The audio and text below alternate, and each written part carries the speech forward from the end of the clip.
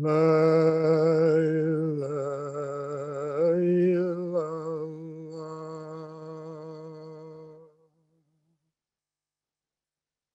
La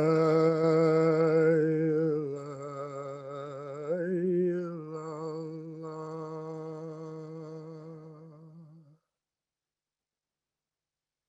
Muhammadur Rasulullah.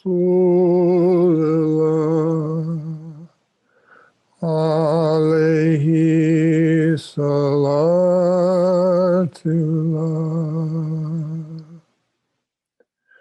La ilaha illallah.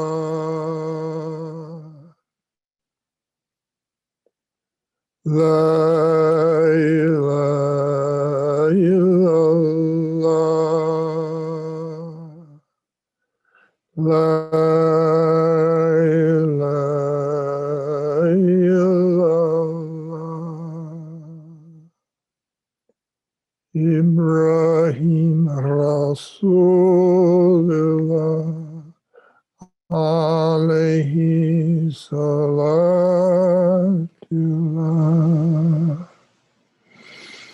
La ilaha illallah. La ilaha illallah.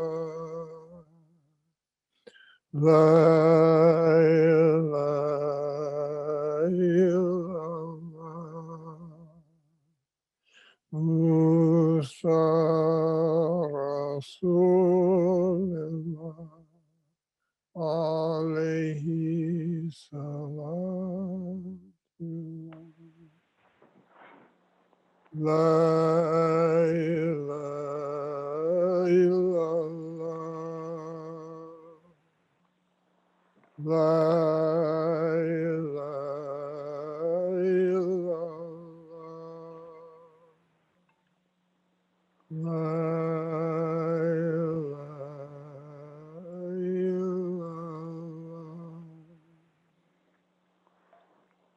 Isa Rasulullah alayhi salatullah.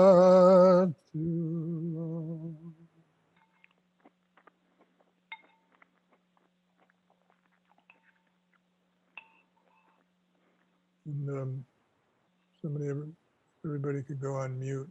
Some people not on mute. Maybe sorry, you can put everybody on mute. As we sing the prayer asking Allah to send His light of peace, salam, we can say it 3 times. And the first time, asking Allah to send the lights of peace to our hearts, to our own personal heart. The second time, asking Allah to send His light to everyone in our tariqah, everyone in our group, everyone in our own communities as we understand that. And the third time, asking Allah to send His lights of peace to all of the human beings in this world, to all of the different kingdoms in this world, asking Allah to send the light of peace to His entire creation, inshallah.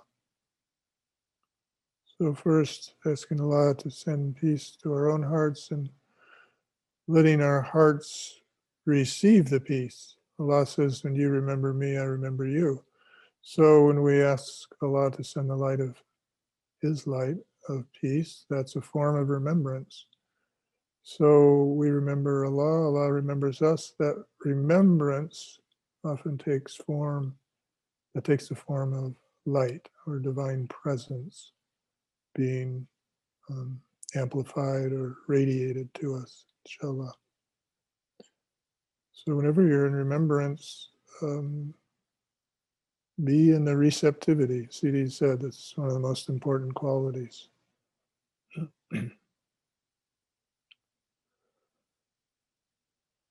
Allahumma anta salam wa minka salam wa ilayka yaudu salam.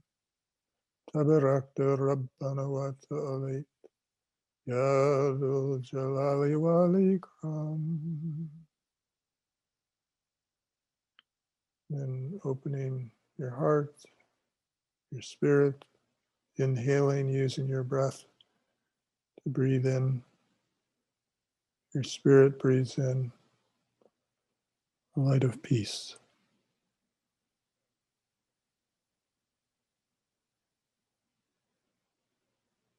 Asking Allah to send His light of peace to our community, however you understand and hold your community. Allahumma anta salam wa minka salam wa ilayka yaudu salam. Tabarakta Rabbana wa ta'ala ya dhul jalali wal ikram. Again, using your breath to breathe in peace.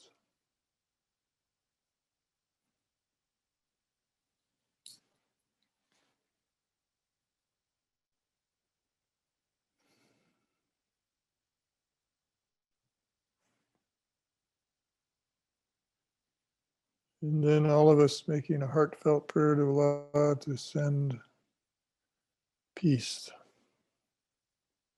throughout our world, throughout all of the kingdoms, throughout all of the realities.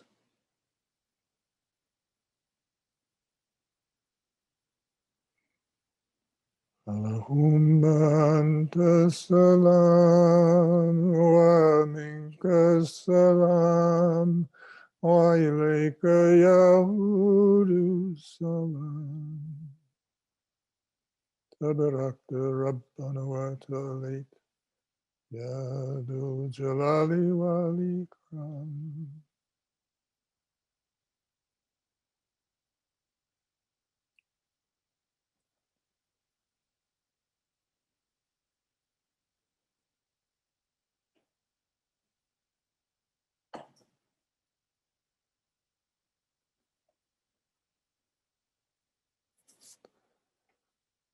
Alhamdulillah. My suggestion tonight is, if you can, if you're willing, to really set aside the multitasking and all of the things that we all do on Zoom calls, really so that you can receive, inshallah, the most benefit. Because I'm not going to say anything personally that's particularly enlightening or anything you want to take your notes on. These teachings from Sidi, beside being way beyond my pay grade, are they're by transmission. So if you're engaged in sort of multitasking, which is fine, I'm not the multitasking police, but really take this time, we'll just say just an hour, for you, for your spirit, and let your heart and be directed towards Allah and whatever Allah sends to you, you could say directly, or sends to you through the spirit and the writings of our guide Sidi. Inshallah, you receive the most from that. My understanding is that Aisha got up through page 27, and I was supposed to start on page 29, but that made me wonder, I wonder what's on page 28. So this is, there's no wasted words here, so we need to start on page 28, and we'll get as far as we get. So hopefully the first sentence will remind you what sort of the topic that Aisha was on. So page 28 in the book, Stories of the Prophets, which is the focus of this course. Because there's a lot here to really take into your spirit. And many of us have read these teachings 10, 15, 20 times. So asking Allah to help us receive this more deeply, to go beyond our own understanding, our own veils, and to receive the depth and beauty of what's here for each of us. Ameen. Why is it said that when Adam ate the fruit, he had to leave the garden? What does this mean, and where did he go? I want to explain about the garden.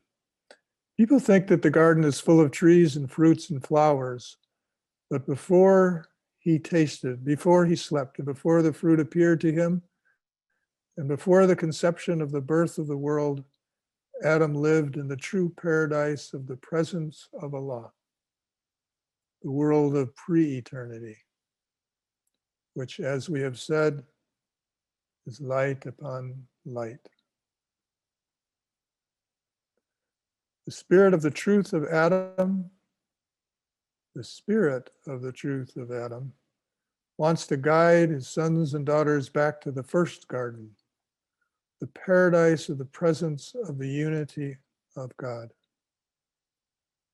It appears, meaning on the outside, or from a superficial understanding, it appears Adam left the pure light of being in the garden to give birth to the life of the world. But in reality, he did not leave the garden, nor did the garden leave him. Here's the key, brothers and sisters. Because Sidi says, this is our story. This is your story. Like we all think about our, our biography, our autobiography. This is the biography of our being from the world of pre-eternity, al-Azal, all the way to the present. So this is deeply personal. It's not just mythic, I guess that's what I'm trying to say. But in reality, he did not leave the garden, nor did the garden leave him. He took the garden into the deep secret essence of his soul and covered it with the veils of all the qualities of creation, like a bride who covers herself in the midst of the world to preserve her beauty for her beloved alone. This is the answer to the question of the angels.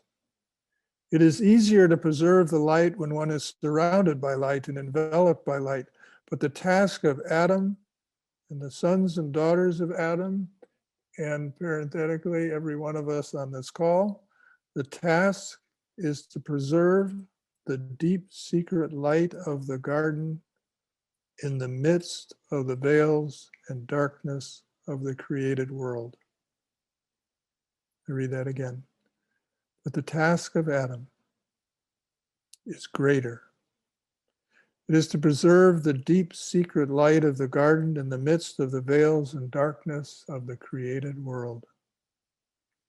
For this reason, Allah sent prophet after prophet to preserve the deep secret truth of Adam and to keep it alive in his sons, those who have ears to hear.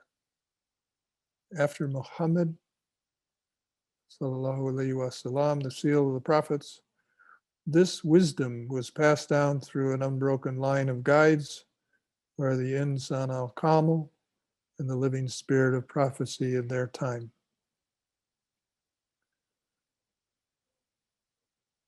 Now we're on to Adam and Eve. The first time Adam looked and saw Eve as a presence outside of himself, they were still in the subtle body. They took the love from each other in a subtle way. This was very deep because when Adam, sallallahu alaihi wasallam, saw Eve for the, quote, first time, in that very moment, everything in creation was created, every male and every female. When Adam began to give love to Eve, the animals began, and the real life began for everything because everything is one thing. This was the second garden, and the second 40 years for Adam to be with Allah.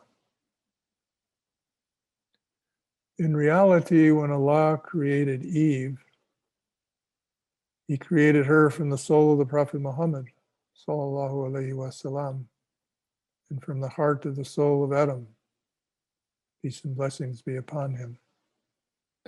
From that creation until now, all the souls of the sons and daughters of Adam carry the knowledge of the beloved deep inside the soul. This is also from the order of his word, be, kun.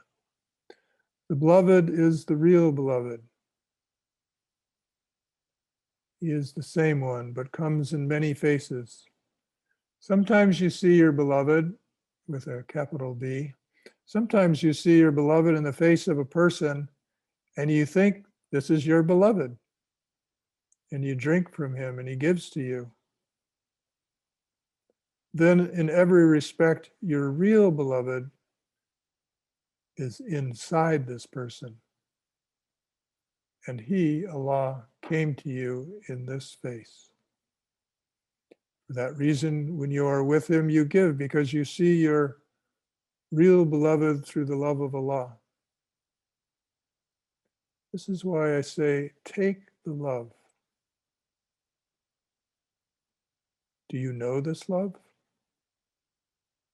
Do you know how to love? I ask all my beloveds this, and if they say, no, we have never tasted the love, I say to them, go first and love. Go and love anything. If you have loved anything and you have tasted, then come to me. But do not come to me without love. If you haven't loved, you haven't love, be ready for the love, because the love is real life for you. The first step to open every door. I think there was a story, I don't know if it was Sidi or another sheikh, where the student came and was asked that question and said, no, I haven't loved anything. And the sheikh discharged and said, go love a donkey and then come back. Go love a donkey and come back. You'll be ready to start your training. Sounds like something Sidi definitely could have said, but I don't want to ascribe it to him because I don't remember with certainty. Sidi continues, you see the love because you want to take the love. This is the love of Allah, not the love of this person or another person. These are ranks, meaning different people or ranks and different aspects in the outer creation. They're all ranks. These are ranks, but the love is only the love of Allah. Look at the animals, which have very deep and subtle love, including the birds. They teach the people about the love.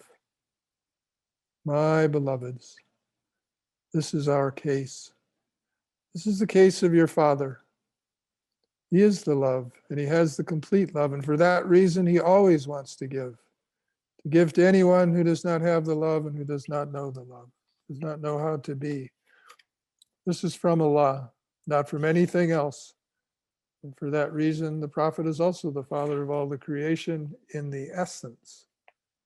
And he contains everything, which is the meaning of the words, quote, hadith, Allah sent me as the mercy for everything.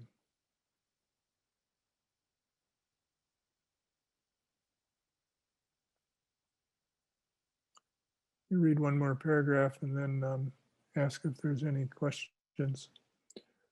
So as I've explained, when Adam saw his face through Eve, meaning his essence through Eve, and they ate the fruit of the tree and came into material existence, this was the holy marriage in the soul for everything.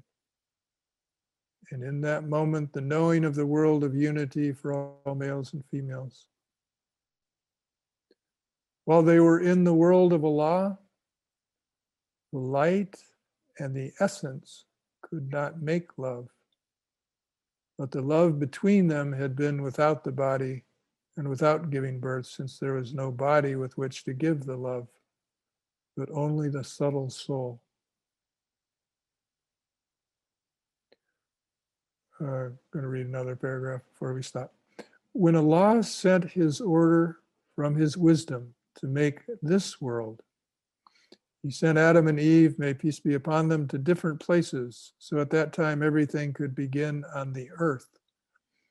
Adam and Eve now had separate bodies, separate existences,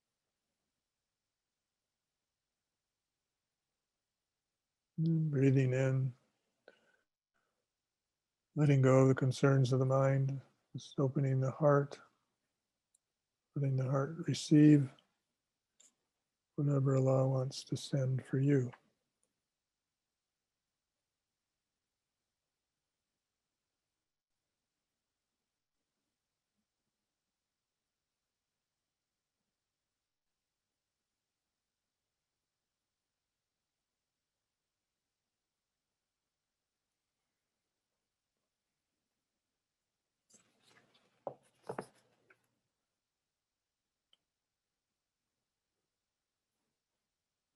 So if there's any questions at the moment, you can raise your hand or let Sarah know.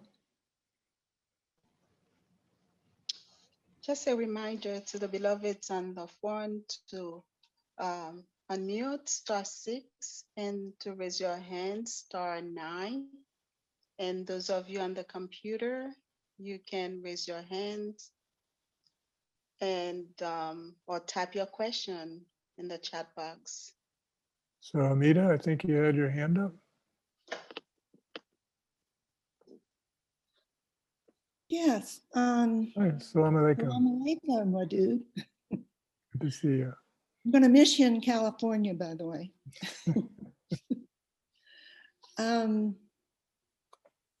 So the old story, Eve came from the rib of Adam.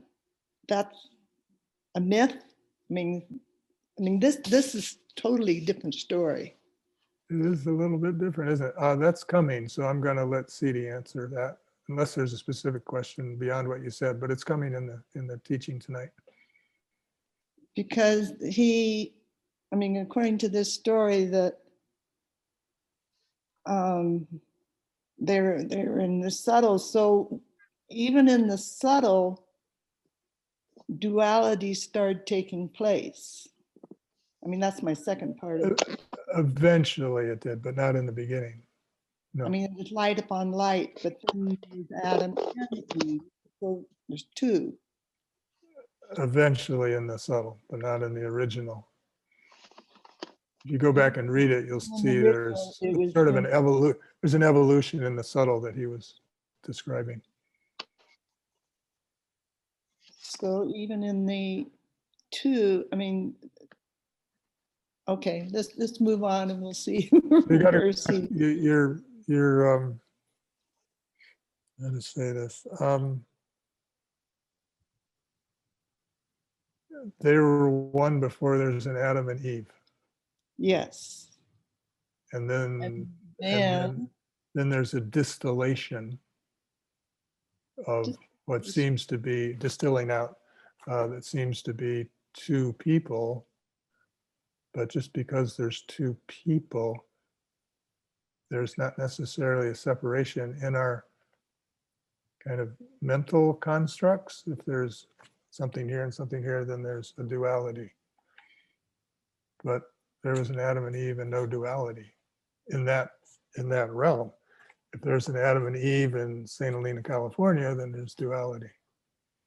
So we're talking about the dissension of really creation. So there's a way in which it's beyond our understanding, but he's giving language to it. Yeah. So we'll get to the rib in a moment. We'll get to the rib in a moment. Yeah. I'm seeing it in the light form. Yes. Yeah, good. There's a question from Sadia Rahima. Salams, why did they get out of the garden? Sadia, can you go unmute yourself and then sort of ask the question? I don't want to misinterpret the question. Sadia here? Yes. Why did they get out of the heaven? Why? Yeah. Okay, this is a very deep thing. Number one, it was in Allah's wisdom, because large picture here, it was how Allah made a creation we call the earth. If they remained in the garden, as Allah has structured this, then there would be this sort of indivisible, non-manifest, subtle reality, subtle creation only. So this was how Allah chose to create the creation that we can see and experience with our own senses, let's say. So that's one aspect of it. But the other aspect of it is, well, is important, going back to the typical story of Adam and Eve. They weren't thrown out of the garden. That would be a misconception from the Gnostic point of view.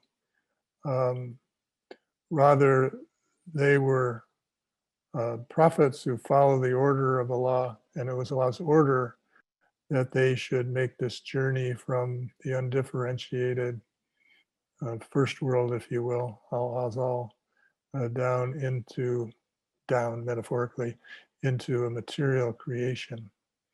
And this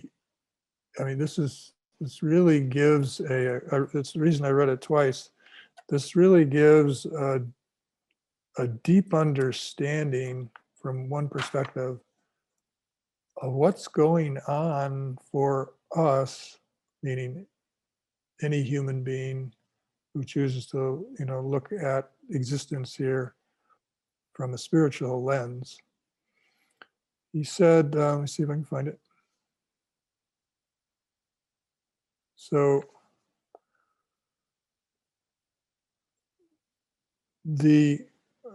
it appears, reading page 28, it appears, meaning it seems, like I said, was sort of a surface understanding. It appears that Adam left the pure light of being in the garden to give birth to the life of the world. So he did give birth to the life of the world, he and Eve. But in reality, he did not leave the garden, nor did the garden leave him. He took the garden into the deep secret essence of his soul. Now, what's the relevance for us? The relevance for us is that the garden of Allah is deep in your secret, or deep in your soul, or deep in your heart, whatever languaging you want to use. It's there already. It's there. So in a sense, you don't have to become something that you're not already. It's more like uncovering what's covered it up. So Sidi says, but in reality, he did not leave the garden, nor did the garden leave him. He took the garden into the deep secret essence of his soul and covered it with the veils of all the qualities of creation.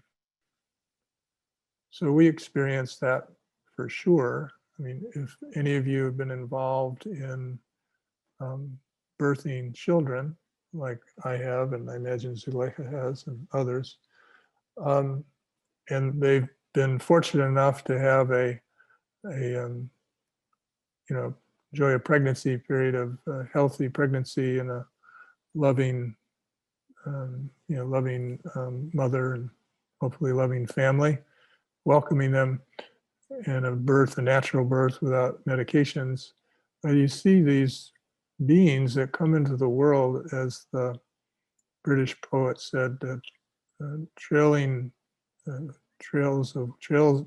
blazes or trailing glory behind them. It's like the reality of the being of a newborn is stunning. You could say it's sort of an outer picture of the inner deep secret that is potentially present with every birth. But it gets covered over with experience, impressions, misconceptions from childhood, all the things we work on with the healing. But that light is still there, and all of the spiritual traditions, at least that I know of in the world, recognize the light of divinity inside the human being. So this is an understanding of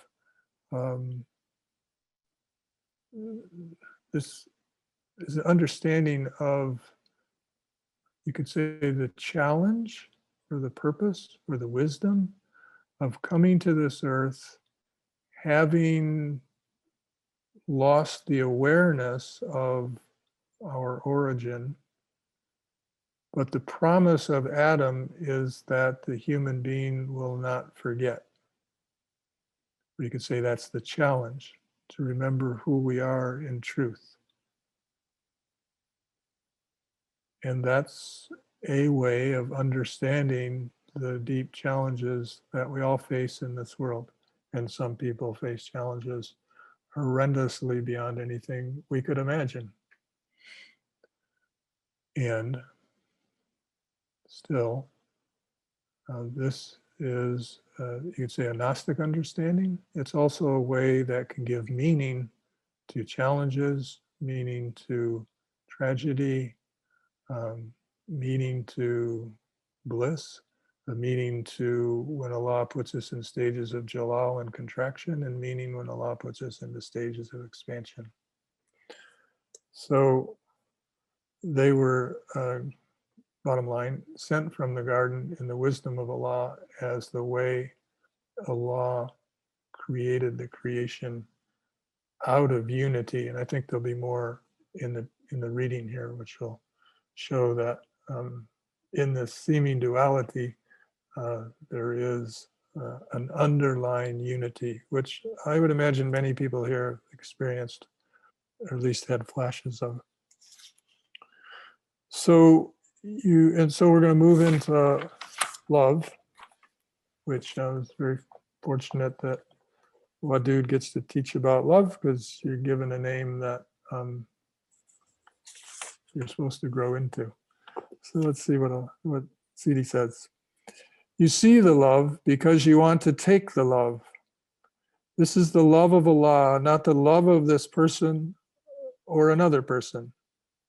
These are ranks, but the love is only the love of Allah.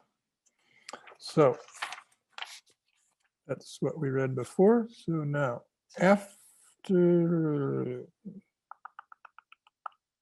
okay. This was the beginning of the journey for Adam, peace and blessings be upon him, and his beloved Eve in the complete existence. When their journey in the material world together was finished, they each returned to the same place they had first come, so that the tomb of Eve is in Jeddah and that of Adam is in Sri Lanka, as is known. From the wisdom of Allah, this is the same story and the same journey for everyone. And if a person knows the meaning of this journey, he or she can begin to know himself or herself. The rain, which is the love, comes from the heavens to the earth. It touches the earth and begins to give birth. Without this love, there can be no life, no flowers, no fruit. The love is sent. The love sent its love to the earth. The love sent its love to the earth for a long time. Then, from the wisdom of Allah, a deep separation grew between heaven and earth. This is a good example for us, my beloveds, for all who know God. If anyone wants to know God without love, he would not be able to understand or to know God, and he could not take from God. Allah says, give the love, and then you take the love. If you take the love, you can go deep, and you can know me. And you can know how to be with me. If you do not give me your soul, how could you see that I am with you in the complete marriage? Read that again. If you do not give me your soul, is Allah speaking. If you do not give me your soul, how could you see that I am with you in the complete marriage?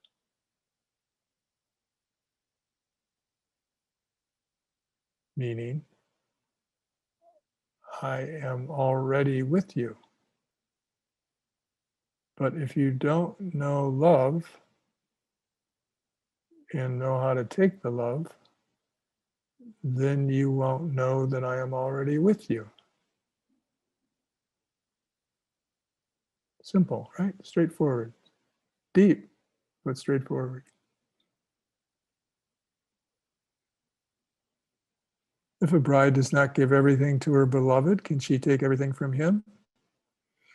This is the real example between the earth and the heavens, and the separation of Adam and Eve to different places. You could say Eve is the earth and Adam is the heavens. Without the heavens, there is no earth, and without the earth, there are no heavens.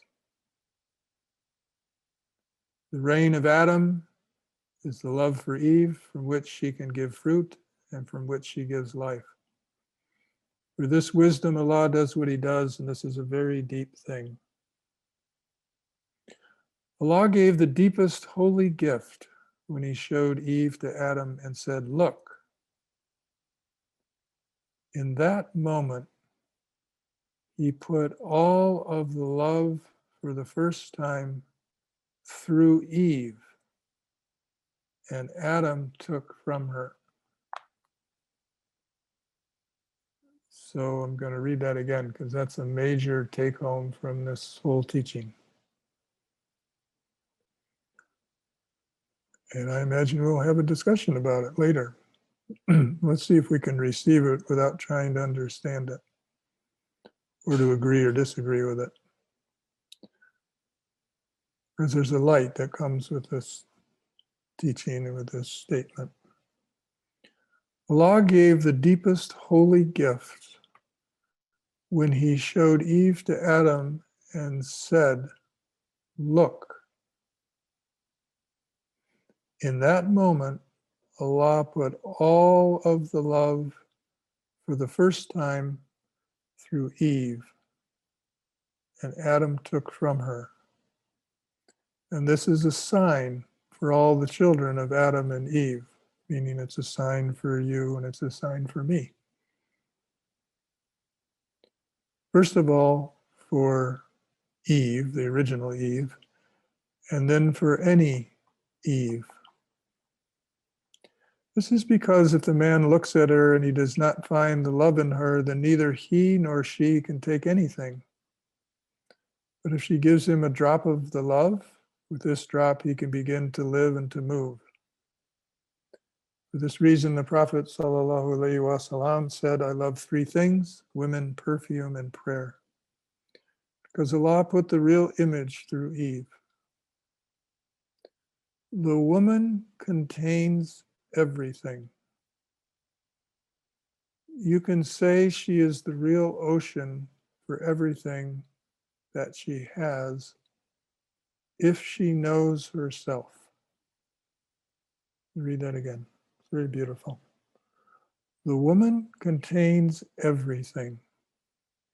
You can say she is the real ocean for everything that she has if she knows herself.